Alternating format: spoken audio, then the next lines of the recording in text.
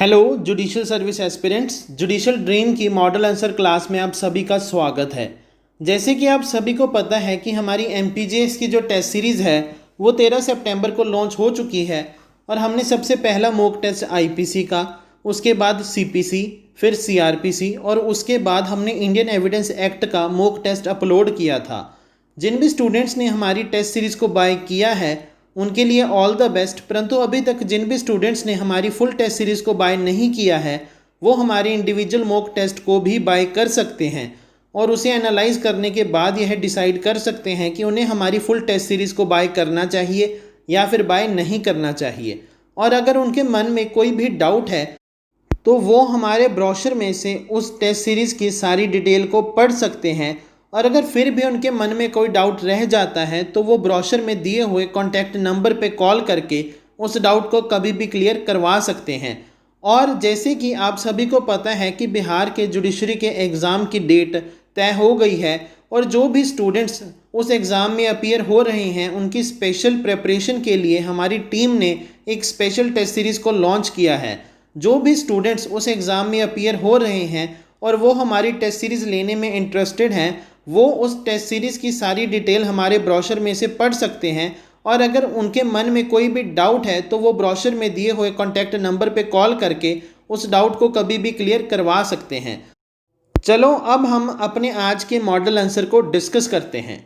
जो आज का मॉडल आंसर है वो बड़े ही इंपॉर्टेंट टॉपिक पर है और किसी भी एग्ज़ाम में एग्जामिनर आपको ये क्वेश्चन पूछ सकता है और इस क्वेश्चन को पूछे जाने के दो तरीके हैं। किसी भी एग्ज़ाम में एग्जामिनर आपको पूछ सकता है कि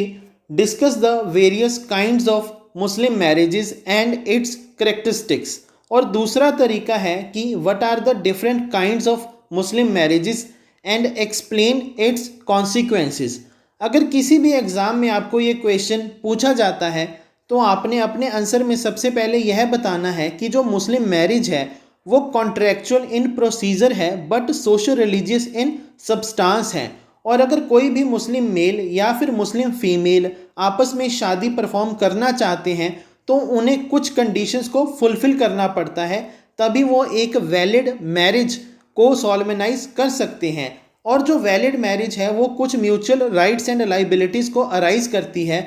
और यह दोनों पार्टीज़ की रिस्पॉन्सिबिलिटी है कि वो अपनी मैट्रिमोनियल ऑब्लिगेशंस को फुलफिल करें। परंतु जो ये राइट्स और लाइबिलिटीज़ हैं वो सिर्फ और सिर्फ वैलिड मैरिज में ही अराइज होती हैं, ये वॉइड मैरिज में अराइज नहीं होती हैं। और अगर पार्टीज़ वैलिड मैरिज को सॉल्मेनाइज करना चाहती हैं तो उनको जो भी कंडीशंस मुस्लिम लॉ ने प्रिस्क्राइब की हैं उनको फुलफिल करना ही पड़ेगा। और at the time of solemnization of marriage उस टाइम पे कोई भी लीगल प्रोहिबिशन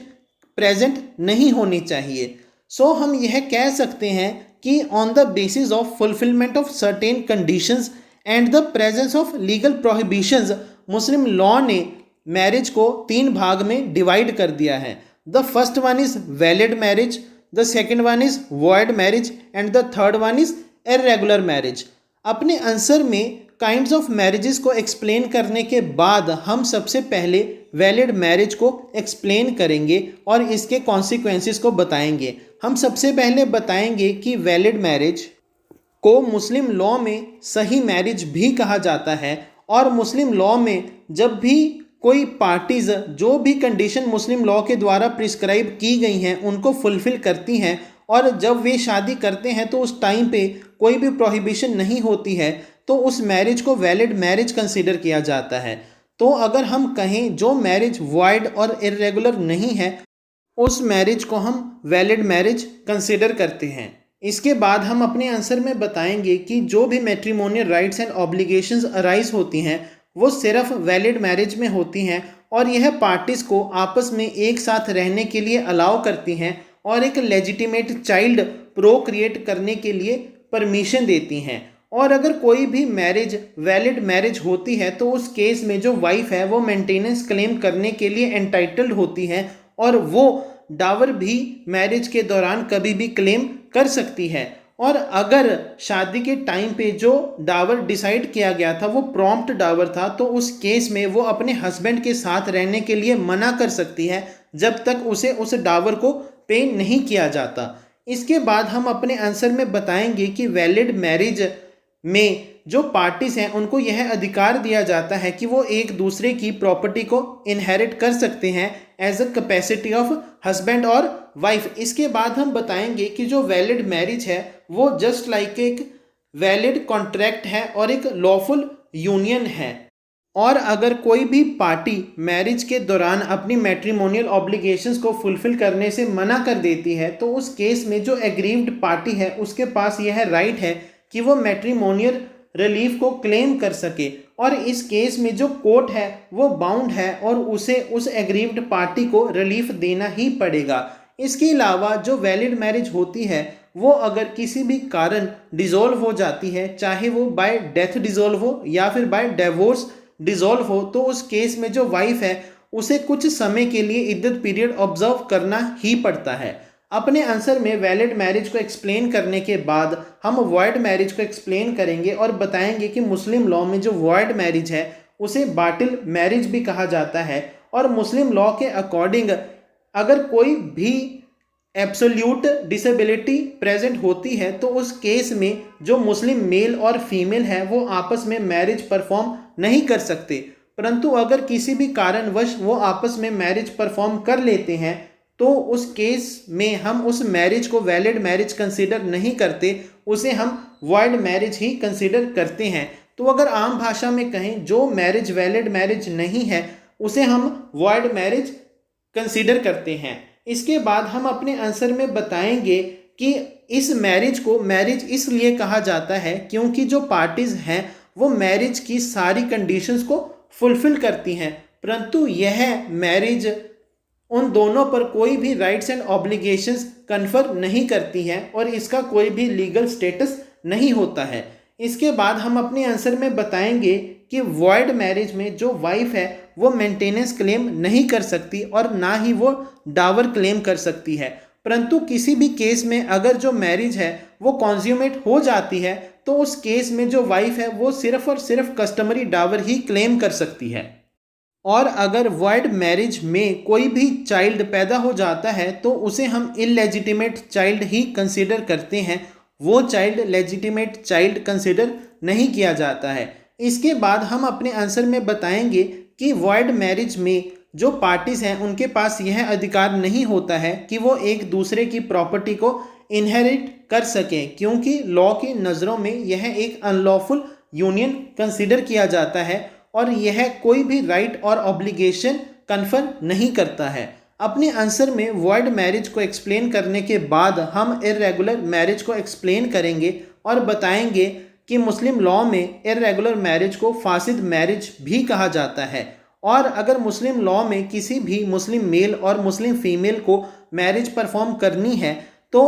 उसको सारी कंडीशंस को फुलफिल तो करना ही पड़ेगा, परंतु at the time of solemnization of marriage there should not be any relative disability. और अगर मैरिज को परफॉर्म करते समय कोई भी डिसेबिलिटी प्रेजेंट होती है तो उस केस में हम उस मैरिज को इर्रेगुलर मैरिज कंसीडर करते हैं, परंतु जो यह मैरिज है वो इर्रेगुलर मैरिज सुन्नी सेक्ट में कंसीडर की जाती है, परंतु शिया लॉ में इस मैरिज को वॉइड मैरिज ही कंसीडर किया जाता है। इसके बाद हम बताएंगे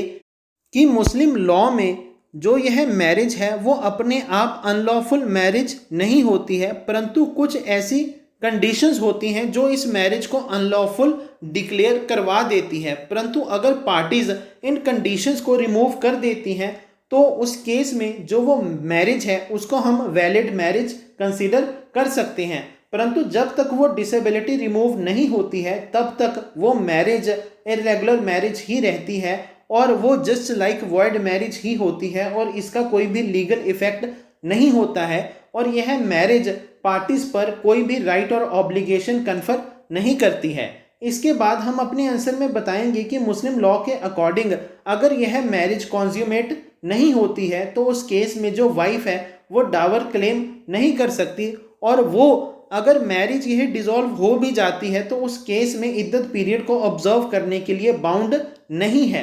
परंतु अगर किसी भी सिचुएशन में जो ये मैरिज है वो कॉन्ज्यूमेट हो जाती है तो उस केस में अगर कॉन्ज्यूमेशन के बाद यह मैरिज डिसॉल्व होती है तो उस केस में जो वाइफ है वो इद्दत पीरियड को ऑब्जर्व करने के लिए बाउंड है और उसके बाद वो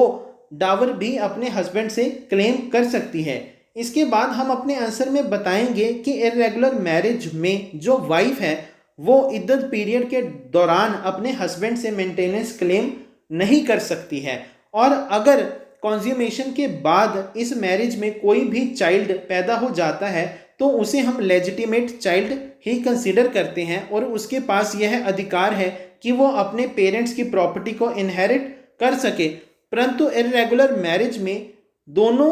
हस्बैंड और वाइफ के पास यह राइट नहीं है कि वो एक दूसरे की प्रॉपर्टी को इनहेरिट कर सके in the capacity of husband और वाइफ। तो इस तरह अगर किसी भी एग्जाम में आपको ये क्वेश्चन पूछा जाता है तो आपने अपने आंसर को कुछ ऐसे ही अटेम्प्ट करना है। और अगर आप इन आंसर की पीडीएफ चाहते हैं या फिर हमारे आने वाले अगले आंसर्स की पीडीएफ चाहते हैं, वो आपको संडे टू संडे प्रोवाइड करवा दी जाएंगी। और अगर आपको हमारी कंसेप्ट क्लासेस समझ में आ रही हैं और आप इन्हें पसंद भी करते हैं तो आप हमारी हर एक वीडियो को शेयर करें, हमारे चैनल को सब्सक्राइब करें, फॉलो करें। और जिन भी स्टूडेंट्स ने अभी तक हमारी MPJS की फुल टेस्ट सीरीज़ को बाय नहीं किया है वो हमारे इंडिविजुअल मॉक टेस्ट को ज़रूर बाय करें और उसे एनालाइज करने के बाद यह डिसाइड करें कि उन्हें हमारी टेस्ट सीरीज़ को बाय करना चाहिए या बाय नहीं करना चाहिए। और अगर उनके मन में कोई भी डाउट है तो वो हमारे ब्रोशर में से इस टेस्ट सीरीज़ की सारी डिटेल को पढ़ सकते हैं। और अगर फिर भी कोई डाउट रह जाता है तो वो ब्रोशर में दिए हुए कॉन्टैक्ट नंबर पे कॉल करके उस डाउट को कभी भी क्लियर करवा सकते हैं।